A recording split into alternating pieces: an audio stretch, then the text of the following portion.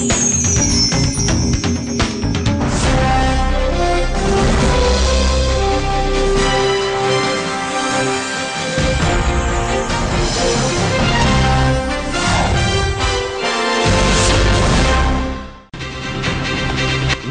செய்திகள்.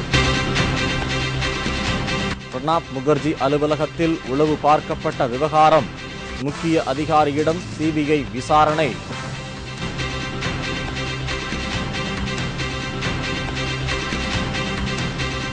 வருமானத்திற்கு அதிகமாக வாங்கி குவிக்கப்பட்ட சொத்துக்கள், ராசாவிடம் மத்திய வருமான வரித்துறையினர் விசாரணை.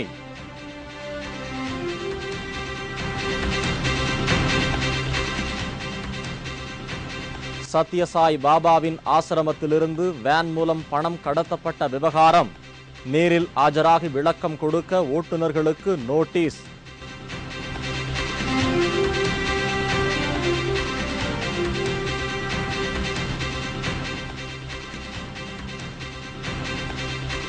தொலைபேசி ஒட்டு கேட்பதற்கு தடை, புதிய சட்டம் வருகின்றது.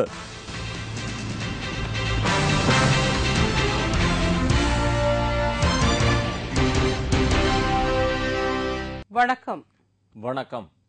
விரிவான செய்திகள். நிதியமைச்சர் பிரணாப் முகர்ஜியின் அலுவலகத்தில் உளவு பார்க்கும் கருவிகள் ஒட்டப்பட்டிருந்த விவகாரம் தொடர்பாக மத்திய நேரடி வரிகள் வாரியத்தின் தலைவரிடம் சிபிஐ விசாரணை நடத்தியுள்ளது. மத்திய நிதியமைச்சர் பிரணாப் முகர்ஜியின் அலுவலகத்தில் உளவு பார்க்கும் கருவிகள் ஒட்டப்பட்டிருந்த விவகாரம் அண்மையில் நாடு முழுவதும் பலத்த அதிர்ச்சியை ஏற்படுத்தியுள்ளது. இந்நிலையில் இந்த கருவிகளை ஒட்ட பயன்படுத்தப்பட்ட பசையை ஆய்வு செய்ய புலனாய்வுத்துறைக்கு தகவல் கொடுக்கும் முன்பாக தனியார் துப்பறியும் நிறுவனங்களை அழைத்ததாக தெரிகிறது. இதுகுறித்து மத்திய நேரடி வரிகள் வாரிய தலைவர் சுதீர் சந்திராவிடம் சிபிஐ விசாரணை நடத்தியுள்ளது. நிதி அமைச்சகத்தில் உளவு கருவிகளை ஒட்ட பயன்படுத்திய பசையை ஆராய அழைக்கப்பட்ட தனியார் நிறுவனம் குறித்து சுதீர் சந்திராவிடம் சிபிஐ விசாரித்துள்ளதாக தெரியவந்துள்ளது.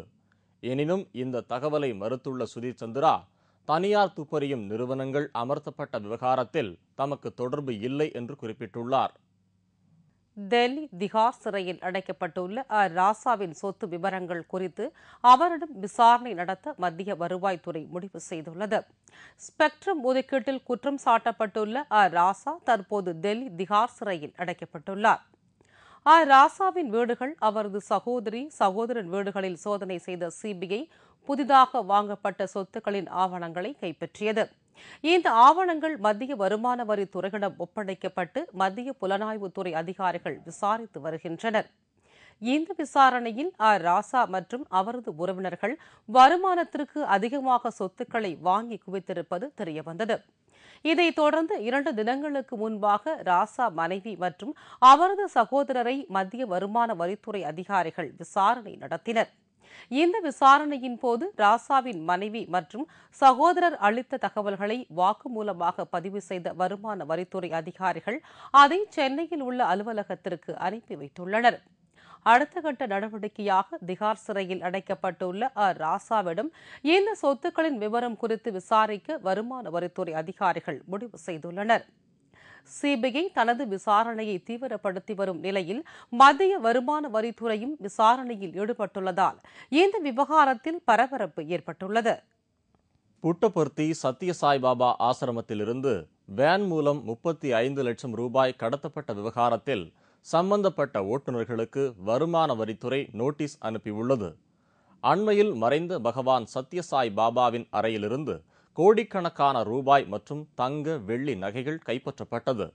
இந்நிலையில் ஆசிரமத்திற்கு சொந்தமான காரில் பெங்களூருவுக்கு கடத்தப்பட்ட 35 லட்சம் ரூபாய் பணம் குடிகொண்டா சோதனை சாவடியில் கைப்பற்றப்பட்டது. சோதனை சாவடியில் கைப்பற்றப்பட்ட 35 லட்சம் ரூபாய் பணம் குறித்து வருமான வரித்துறை தீவிர விசாரணையை மேற்கொண்டு வருகிறது. இதற்கிடையே ஆசிரமத்திலிருந்து பணத்தை கடத்தியதாக குற்றம் சாட்டப்பட்ட ஹரிஸ் நந்தா ரெட்டி, சோகான் ரெட்டி மற்றும் சந்திரசேகர் ஆகிய 3 ஓட்டுநர்களை போலீசார் கைது செய்தனர். சிறையில் அடைக்கப்பட்ட 3 பேரும் பின்னர் ஜாமீனில் வெளிவந்து மெரிகொண்டா காவல் நிலையத்தில் நாள்தோறும் கையெழுத்து போட்டு வருகின்றனர். இந்த நிலையில் காரில் 35 லட்சம் ரூபாய் வந்த விவரம் குறித்த விசாரிக்க மத்திய வருமான வரித்துறை முடிவு செய்து 3 ஓட்டுநர்களுக்கும் நோட்டீஸ் அனுப்பியுள்ளது. உரிய ஆவணங்கள் இன்றி காரில் 35 லட்சம் ரூபாயை எடுத்துச் சென்ற விவகாரம் தொடர்பாக நேரில் ஆஜராகி விளக்கம் கொடுக்குமாறு நோட்டீஸில் கூறப்பட்டுள்ளது.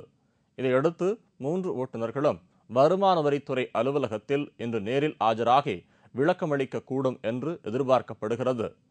இதற்கிடையே போலீசாரால் கைப்பற்றப்பட்ட 35 லட்சம் ரூபாய் பணம் அறக்கட்டளைக்கு சொந்தமானது அல்ல என்றும் சாய்பாபாவின் பக்தர்களுடையது என்று சாய்பாபாவின் உறவினர் ரத்னாகர் தெரிவித்துள்ளது குறிப்பிடத்தக்கது. நாட்டில் தொலைபேசி ஒட்டு கேட்பதை தடுக்க தனிநபர் உரிமை பாதுகாப்பு மசோதா என்ற புதிய சட்டம் ஒன்றை கொண்டுவர மத்திய அரசு திட்டமிட்டுள்ளது. அண்மை காலமாக அரசியல்வாதிகள் மட்டுமின்றி தொழிலதிபர்கள் உள்ளிட்ட பலரின் தொலைபேசிகளும் ஒட்டு கேட்பதாக புகார்கள் எழுந்துள்ளது. இதையடுத்து இந்த ஒட்டு கேட்கும் விவகாரத்தை முடிவுக்கு கொண்டுவரும் வகையில் தனிநபர் உரிமை பாதுகாப்பு மசோதா என்ற பெயரில் புதிய சட்டம் ஒன்றை மத்திய அரசு உருவாக்கியுள்ளது. இந்த மசோதாவை வரும் நாடாளுமன்ற கூட்டத்தொடரிலேயே தாக்கல் செய்யவும் மத்திய அரசு திட்டமிட்டுள்ளது. இதன்படி தனிநபரது தொலைபேசி உரையாடலை ஒட்டு கேட்பவர்களுக்கு 5 ஆண்டு சிறை தண்டனையும் 1 லட்சம் ரூபாய் அபராதமும் விதிக்கப்படும் வகையில் இந்த மசோதாவில் வகை செய்யப்பட்டுள்ளது. மேலும் ஒட்டு கேட்கப்பட்ட தகவல் மற்றும் தனிப்பட்ட நபர் குறித்த தகவல்களை வெளியில் பரப்புவோர்களுக்கு 3 ஆண்டு சிறை தண்டனையுடன் 50,000 ரூபாய் அபராதமும் வசூலிக்கப்படும் என்று இந்த புதிய சட்டத்தில் தெரிவிக்கப்பட்டுள்ளது. டீசல் விலை உயர்வு குறித்து இன்று டெல்லியில் நடைபெறவுள்ள பேச்சுவார்த்தை தோல்வியடைந்தால் காலவரையற்ற வேலைநிறுத்தத்தில் ஈடுபடப் போவதாக தமிழ்நாடு லாரி உரிமையாளர்கள் சம்மேளனம் அறிவித்துள்ளது. கடந்த 2 தினங்களுக்கு முன்பாக உயர்த்தப்பட்ட டீசல் விலையை குறைக்க கோரி அகில இந்திய மோட்டார் சம்மேளனம் சார்பில் இன்று அரசுடன் பேச்சுவார்த்தை நடத்த உள்ளது. இந்த விவகாரம் தொடர்பாக கருத்து தெரிவித்துள்ள தமிழ்நாடு லாரி உரிமையாளர்கள் சம்மேளனத்தின் தலைவர் நல்லதம்பி, ஏற்கனவே லாரியின் உதிரி பாகங்கள், டயர் ஆகியவற்றின் விலை உயர்ந்த காரணத்தால் லாரி தொழில் கடுமையாக பாதிக்கப்பட்டுள்ளது என்றும், இந்நிலையில் டீசல் விலையை உயர்த்தியதால் லாரி வாடகையை உயர்த்த அவசியம் ஏற்பட்டுள்ளதாகவும் தெரிவித்தார். இதனால் அத்தியாவசிய பொருட்களின் விலையும் கடுமையாக உயரும் என்று தெரிவித்த அவர், மத்திய அரசு டீசல் விலைக்கு வரி விலக்கு அளிக்காவிட்டாலும் மாநில அரசு மதிப்பு கூட்டு வரியை குறைக்க வேண்டும் என்று கோரிக்கை விடுத்தார். மேலும் டெல்லியில் இன்று நடைபெறவுள்ள மோட்டார் காங்கிரஸ் மற்றும் பெட்ரோலியத்துறை அதிகாரிகளுக்கிடையே பேச்சுவார்த்தை தோல்வியடைந்தால் காலவரையற்ற வேலைநிறுத்தத்தில் லாரி உரிமையாளர்கள் ஈடுபடப் போவதாக நல்லதம்பி தெரிவித்தார். வர்த்தகம், தொழில்நுட்பம், இரு நாட்டு உறவுகள் ஆகியவை குறித்து விவாதிக்க 5 நாள் பயணமாக இந்தியா வந்துள்ள நியூசிலாந்து பிரதமருக்கு சிறப்பான வரவேற்பு அளிக்கப்பட்டது. நியூசிலாந்து பிரதமர் ஜான் கீ 5 நாள் அரசுமுறை பயணமாக தலைநகர் புதுதில்லி வந்துள்ளார். தனது பயணத்தின் போது இரு நாடுகளுக்கு இடையேயான வர்த்தகம், தகவல் தொழில்நுட்பம் மற்றும் ராஜாங்க உறவு ஆகியவற்றை மேம்படுத்துவது குறித்து பேச்சுவார்த்தை நடத்தவுள்ளார். அவரோடு நியூசிலாந்து நாட்டு வர்த்தக அமைச்சர் டிம் குரோசர் மற்றும் தொழில் அதிபர்கள் கொண்ட குழுவும் புதுதில்லி வந்துள்ளது.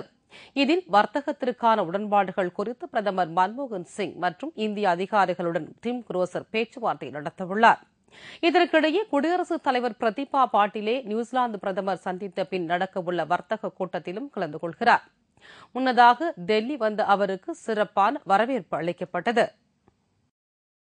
புதுச்சேரியில் வரும் 29ஆம் தேதி சபாநாயகர் தேர்தல் நடைபெறவுள்ளது என்று அந்த மாநில முதல்வர் ரங்கசாமி செய்தியாளர்களிடம் கூறினார். கடந்த மாதம் 16ஆம் தேதி ரங்கசாமி முதலமைச்சராக பதவியேற்றுக் கொண்டார். இதையடுத்து என்ஆர் காங்கிரஸ் எம்எல்ஏ தியாகராஜன் தற்காலிக சபாநாயகராக பதவியேற்றார். அமைச்சரவை பதவியேற்று நீண்ட காலம் ஆகியும் சபாநாயகர் தேர்தல் நடத்தப்படாமல் இருந்தது. இந்நிலையில் முதலமைச்சர் ரங்கசாமி நேற்று செய்தியாளர்களை சந்தித்து பேசினார்.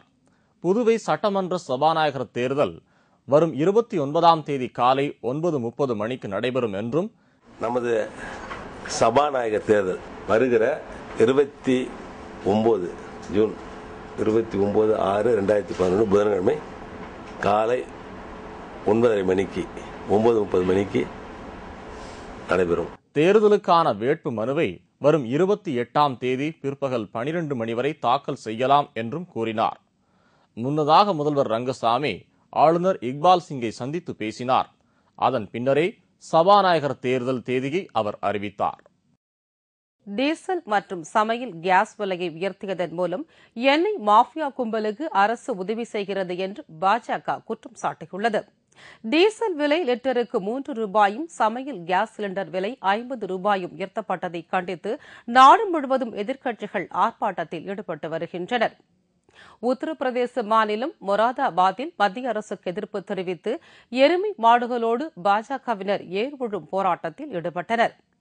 பின்னர் செய்தியாளர்களிடம் பேசிய பாஜக துணைத் தலைவர் முக்தார் அப்பாஸ் நக்வி, மத்திய அரசு வெட்கமில்லாமல் டீசல் மற்றும் சமையல் கேஸ் விலையை மாதந்தோறும் உயர்த்தி வருவதாக கண்டனம் தெரிவித்தார். இதனால் சாதாரண மக்கள் மற்றும் விவசாயிகள் கடுமையாக பாதிக்கப்படுவதாகவும் அவர் குற்றம் சாட்டினார். பணவீக்கம் அதிகரித்து வருவதால் மக்கள் கடுமையாக பாதிக்கப்படுவதாக அவர் கூறினார். டீசல் மற்றும் சமையல் கேஸ் விலை உயர்வை கண்டித்து பிரதமர் அலுவலகம் முன்போ அல்லது காங்கிரஸ் அலுவலகம் முன்போ கேஸ் சிலிண்டரோடு ஆர்ப்பாட்டம் நடத்தப்போவதாக முக்தார் அப்பாஸ் நக்வி தெரிவித்தார். இத்துடன் செய்திகள் நிறைவடைந்தன. மீண்டும் செய்திகள் பிற்பகல் 1 மணிக்கு.